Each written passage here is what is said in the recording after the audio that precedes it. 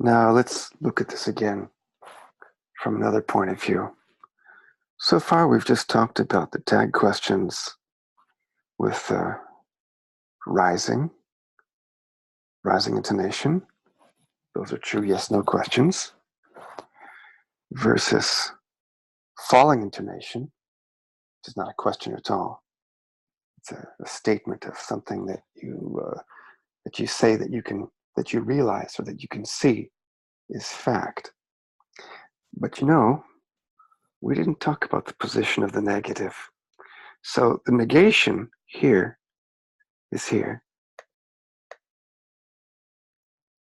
in the statement part, or in the main clause, and the tag is added to the end, rising or falling. Now, a negation doesn't have to be inside the clause. It can also be over here in the tag. It can't be in both. It's one or the other. So what does that do to the meaning? Well, let's try it. Rising tag. You are going out with that weird slob from the linguistics department, aren't you? Notice that I can't help emphasizing the are. You are going out with that weird slob from the linguistics department, aren't you? In other words, what I hear is true, isn't it? You are really doing this? So I don't know what this has to do with approval or disapproval. That just depends on the context. Works just as well for the falling tag. You are going out with that weird slob from the linguistics department, aren't you? In other words, notice again, I can't help it.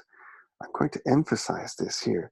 You are going out with that weird slob from the linguistics department, aren't you? So what I hear is true. It's not a question. But you're stating that you've just had this confirmed, let's say. Well, those are just possible interpretations and contexts that I can imagine. You can probably think of others. Let's look at the other sentence here. Notice here's that emphatic do. You do know how to use that tool, don't you? Well, same issue. Let's take away the mark of the rising or falling intonation for a minute. Never mind that for a second. Let's look at this question, the question of the position of the negation. The negative this time is in the tag. How about we move it? What happens then?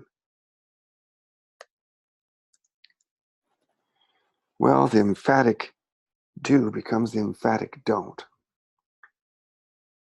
And let's put the rising tag. You don't know how to use that tool, do you? What do you suppose that means? Listen and repeat. You don't know how to use that tool, do you? Well, I don't think that has anything to do with concern or indifference. Nothing at all. What could it mean? You don't know how to use that tool, do you? Well, to my ears, it means something like, is there, yes or no, any chance that you might know how to use that tool? Because no one else here knows how to use it, and we need it. We have a serious need of it right now, an emergency perhaps. You don't know how to use that tool, do you? Please come over here and give us a hand. That could be a kind of a request for assistance. How about if it's falling? You don't know how to use that tool, do you?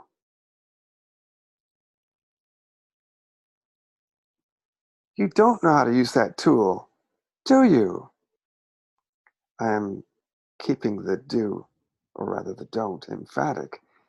It means something like, we thought you knew how to use that tool, but we can see now that you really, really don't. How about if I take away the emphasis? You don't know how to use that tool, do you? You don't know how to use that tool, do you? It means exactly what it probably should sound like to you now. It means that we have just realized that you don't know how to use that tool. We can see that you don't know how to use that tool. There's a difference, a slight difference, but significant, with or without emphasis on the don't. Let's look at another one. Oh no, this is interesting. This is interesting. You have the negative here in the main clause, and of course no negative in the tag. Well, let's see what happens when we change it. Change it around.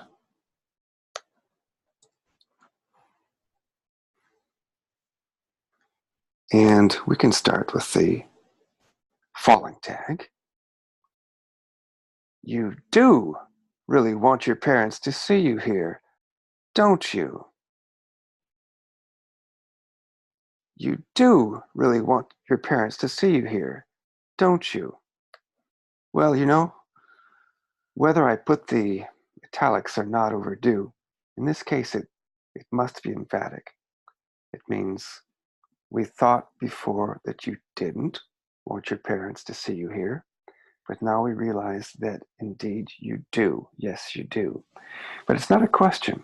It's not a request for clarification. It's a statement. We can see now, we realize now that you want your parents to see you here. Maybe this is the library and you want to leave little messages or indirect messages to your parents that you're a good student, and so you sit in the library precisely when you know your parents are going to be coming by so that they will see you there and they will be convinced that you're a good student, a serious student, and you're working hard. So you do really want your parents to see you here, don't you? You do want your parents to see you here, don't you? Or simply, let's remove the emphasis. You want your parents to see you here, don't you? It's a kind of a realization. How about rising tag? Remember, we've moved the negative, the negation has been moved to the tag. You want your parents to see you here, don't you? Well, it means the same thing as before, but it's placing pressure a little bit less obviously. You want your parents to see you here, don't you? It could even be a joke. Stay in the library. Your parents will be here in a few minutes. You want your parents to see you here, don't you? Wink, wink. How about this one? Let's start with a falling tag, but let's move the negation. Move it from the tag into the main clause. You can't hold your breath longer than your teacher. Plus a falling tag. You can't hold your breath longer than your teacher, can you? Well, it's a bit of a strange sentence, but if you imagine the context, maybe someone would say something like that one day. Can't imagine why, but it's possible. It simply means I can tell, I can see with my own eyes, I realize that you can't hold your breath longer than your teacher. That's a possible sentence. Suppose we do this. Any longer. So suppose we do this and we imagine, let's say now, this scuba diving student has been telling everybody that she's better than her teacher now. She can hold her breath even longer than her teacher. And so they put her to the test, and she tries and fails several times to hold her breath longer than her teacher. And this comes out as, you can't hold your breath any longer than your teacher, can you?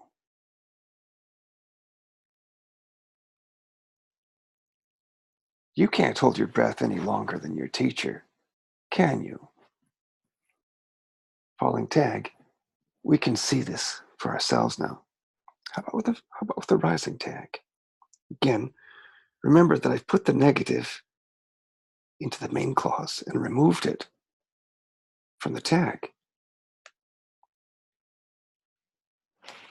You can't hold your breath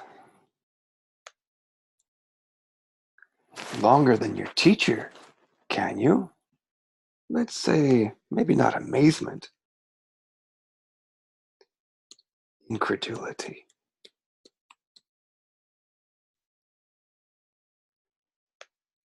Incredulity. Listen if you can hear the incredulity yourself. You can't hold your breath any longer than your teacher, can you? In other words, the scuba diving student has just boasted that she can do this, and no one believes her. And they're requesting confirmation, yes or no, because they really can't believe it. You can't hold your breath longer than your teacher, any longer than your teacher, can you? What happened to number 5? Oh, there's number 5. Yes. Okay, now number 5, you see what we've got here? Number 5 had the to of emphasis, and it was in the past. You did leave the oxygen valve open, didn't you? Or, you did leave the oxygen valve open, didn't you? Well, let's do this. Let's move the negative, the negator, or the mark of negation from the tag to the main clause.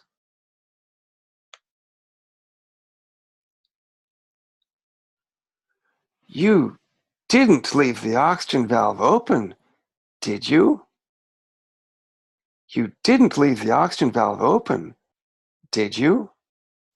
Well, that's not a reminder, but in fact, it does sound like sheer panic or angry, not realization, but perhaps realization or suspicion.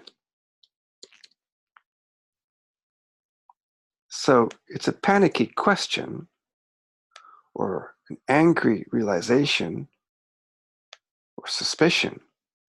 You didn't leave the oxygen valve open, did you?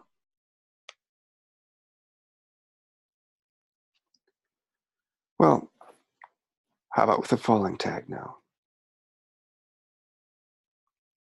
You didn't leave the oxygen valve open, did you? Well, it's much stronger than a suspicion. I would say that it's a realization. And it could, of course, still be sheer panic. Maybe someone was supposed to leave that oxygen valve open, and that person failed to do so. So the speaker invectivates him like this. You didn't leave the oxygen valve open, did you? You were supposed to, and you didn't, did you? I can tell that you didn't. I've just realized that you didn't. So why don't we summarize this? Why don't we summarize this with something maybe a bit simpler? We will create minimal pairs. In other words, we'll take the same basic sentence and just move the mark of negation and the rising or falling intonation around, but we'll keep the rest of the sentence the same. and we'll compare all 4 variations that this yields. So let's try them.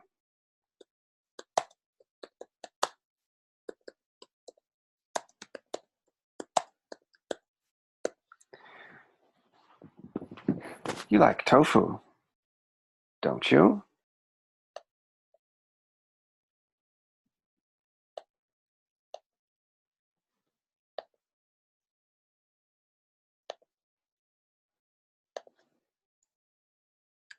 You like tofu, don't you?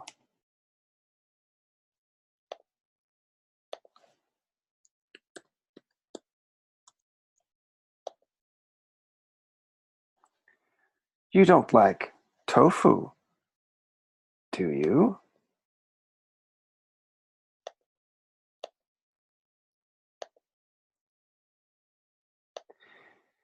You don't like tofu, do you?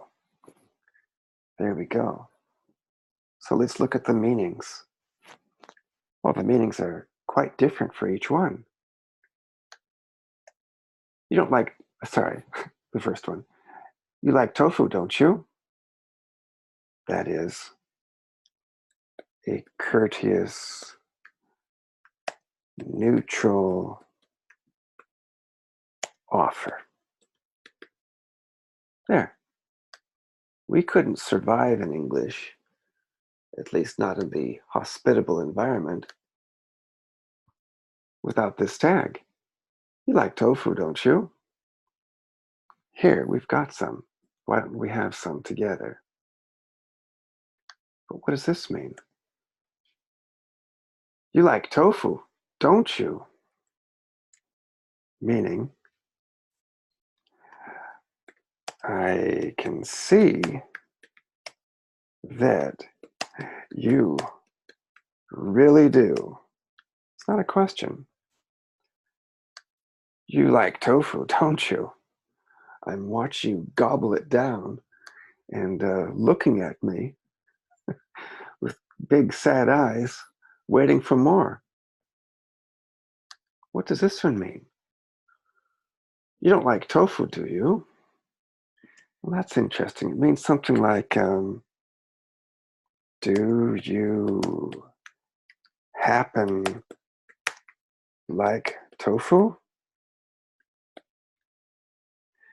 You know, I don't have anything else to offer for dessert, but I do have some tofu. Would you like that? It's not quite the same as this here. You like tofu, don't you? You don't like tofu, do you? There's a little difference there. People might not agree on the difference. People might get impatient with you if you ask them, what's the difference between these two? They might say, oh, there's no difference. You know, without a context, it might be hard to detect the difference, but I'm telling you that there is always a potential difference, a major, significant difference between these two. You like tofu, don't you? Here, let's sit down over here and have our dessert together. You don't like tofu, do you? I want to offer you some dessert, and unfortunately, all I have is tofu. Can I offer you some? You see? Do you happen to like tofu? Do you happen to like tofu? Par hasard? Ça te ferait plaisir? Si, por casualidad, ¿te gusta? Do you happen to like tofu? Can I offer you some? You see, that's the difference. And of course, we just looked at this one. You like tofu, don't you? I can see that you really do. And of course, the last one. You don't like tofu, do you? I can see that you really, really don't. Let's go through all 4 of them. I'm going to pause after reading each one, and you can repeat it mentally or out loud or do something else. It's up to you. Here goes.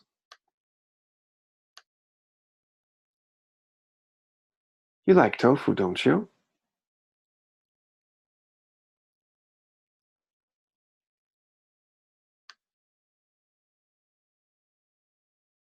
You like tofu, don't you?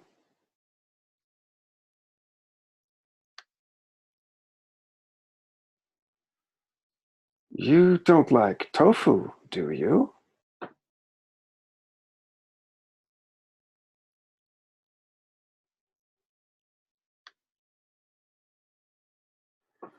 You don't like tofu, do you?